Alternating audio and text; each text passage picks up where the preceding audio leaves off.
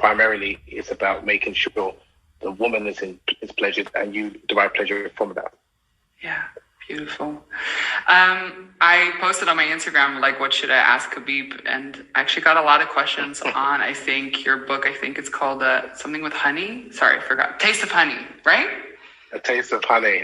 Yeah, and it's about, I hope I'm saying it correctly, erotology in Islam. And a lot of people were like, well, what? What? I've never heard anybody speak about this ever. And I don't talk about this a lot, but I was raised in Nigeria, Saudi Arabia, and Borneo and Brunei. So I've been around Islam most of my life. And so I was like, well, what? So I'm super curious. Can you give us a little sneak peek of what's in there? Yeah, sure. So A Taste of Honey, that's a book which explores sexuality and erotology in traditional Islam, where I look at the history of Arab and Muslim scholars speaking about erotology. Before I should define actually what erotology is. Erotology is a study of eroticism and sex. So it's like the precursor of sexology.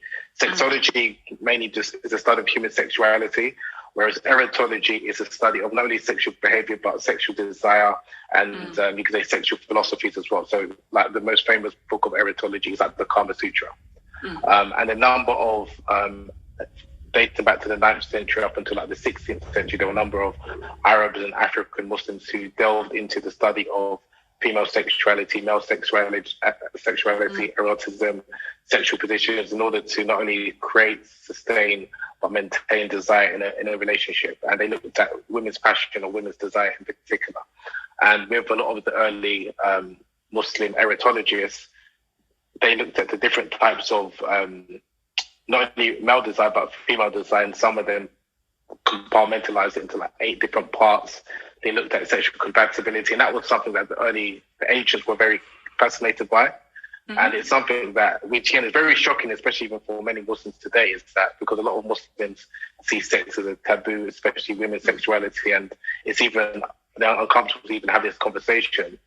Whereas a lot of, prior to much of the Muslim world being colonized in the 19th century, a number of Muslims were very open about their sexuality and speaking about desire and intimacy and male-female relations, to the point where it wasn't a taboo for a woman to seek a divorce if she wasn't sexually satisfied in the bedroom. Like, women had the right to be sexually satisfied, whereas nowadays it's kind of seen as a big taboo in the Muslim community. So I wanted to revive this tradition of erotology, and which again gives, because I think similar to like Kunyaza, the issue, especially within a lot of traditional Muslim communities today, a lot of women do not feel, or Muslim women do not feel entitled to pleasure because of the shame that's been attached to female sexuality, things like that. So I wanted to show that there's this rich Muslim tradition dating back to the 9th century, speaking about eroticism, speaking about sex, speaking about women's sexuality in a pleasure positive way. So something that they can kind of maybe learn. And the same way, like, we look back at the Kama Sutra. So the Kama Sutra,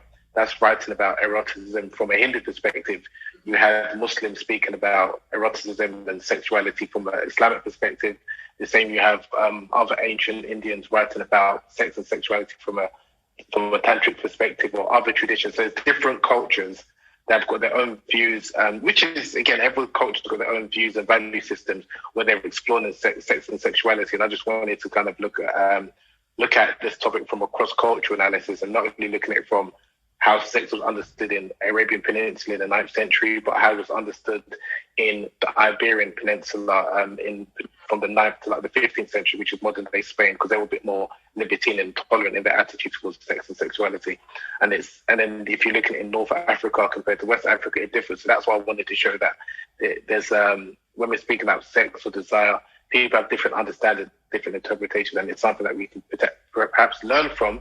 And then that which you maybe agree with, or that you want to incorporate in your love life, you can, and that which you just maybe find fascinating in the form of reading, then again, it's something that maybe, you know, people can kind of benefit from. So that was it was a book that took me 10 years to write. I spent 3.5 years in Egypt. Because I came across a number of these, you know, these classic Arabic books writing about sex and, you know, women's sex secrets, and written by religious scholars. And for me, it was like, you know, coming from the UK, I was surprised by that. So I thought this might be really good initially to translate, and then I thought, okay, let me speak about other topics that are more relevant for the contemporary reader, and that culminated in the book A Taste of Honey, which came out in 2015. Yeah. Beautiful, beautiful. I cannot wait to read it. It's also on the way here. It's a thick book. Like, it's like, look how thick it is. It's like 300 pages.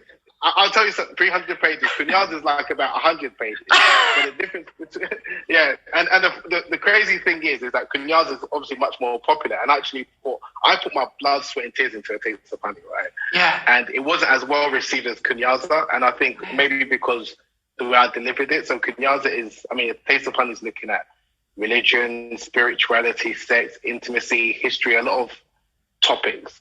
Whereas Kunyaza is just more or less sold as an African practice to help women squirt. Okay, I'm interested in that. Yeah. Even within the Muslim community. I think so that's why even sometimes I've noticed when you're delivering messages, and that's what I've realized that even in my workshops is that you need to know your audience. So even if your message, you're trying to teach people to, again, I hear it from a number of women's sex educators, they're trying to teach men how can they be more vulnerable in the bedroom? How can they be understand emotional intimacy? How can they understand the different women's love language and this, that, and the other? Because that's generally not a language that many men understand and use amongst themselves, it's just going to fall on deaf ears. But they might understand that and want it, or like even consent.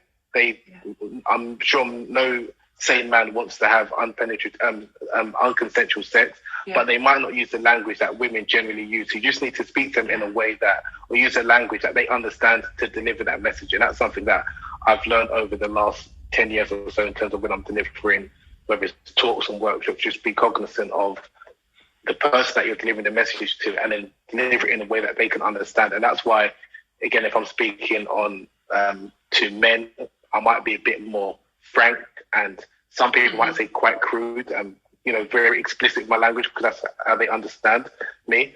And I don't mind speaking that way. If I'm maybe speaking to someone who's maybe a bit more conservative, from a different background, certain age groups, primarily women, I might be more delicate but it doesn't mean that the messaging changes. It's just that who I'm delivering it to. I just have to be conscious of that. And that's something that with a lot of the early erotologists, even like with the Kama Sutra, the way they were writing is like people read it and be thinking, what kind of book is this? Is it because they'll have humor in it. They'll have like anecdotes of like short stories about entertainers, because when you're educating people, I think it's important to entertain as well.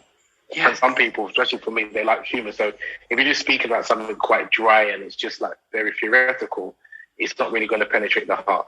Whereas if you add a bit of humor into it, it penetrates the heart and the ears without the person realizing it. And especially when you're speaking to men who've got the ego, they don't want to feel that you're telling me what to do, especially in the bedroom. Yes. So having a bit of ego or entertainment, or it might even be the person that is delivering that message is an attractive person, especially if it's an attractive woman, they're more likely to, I'm listening, I'm admiring her beauty, but then actually slowly what she's saying is going to penetrate it. Do you understand? So you just have to be quite clever with how you're delivering messages. That's what I've realized. Yeah, I so recognize this, but in the men's program that we have, we always ask them like, okay, what brought you in? And they're like, yeah, I thought I was going to be like this epic lover and learn like non-ejaculation and tantric sex. And I came out actually getting what I needed, which was connection and vulnerability and slowing down and feeling emotions. And they're like, yeah. It's not that we didn't teach them those things, but it's actually not what mattered. But it is what like got their attention. I was like, oh, that's what I want, because that's less threatening, right? Mm-hmm. It's also their language. It's very different. Yeah, I love this. I love this. Thank you so much, Habeeb, for your time. I really, really, really appreciate it. And I really appreciate you're so scholarly. You understand it so well, and at the same time, it's just so real life.